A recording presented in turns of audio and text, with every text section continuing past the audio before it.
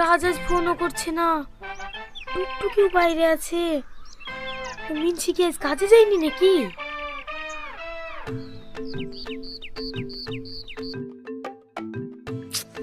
ঝাঁকাটা আবার এখানে কে রাখলো?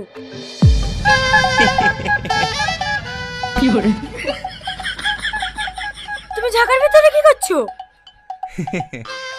তেমন কিছু না, হাঁস মুরগি তো এখানে প্রতিদিনই থাকে, তো ওদের কষ্টটা কিরকম হয় তাই চেক করছো না?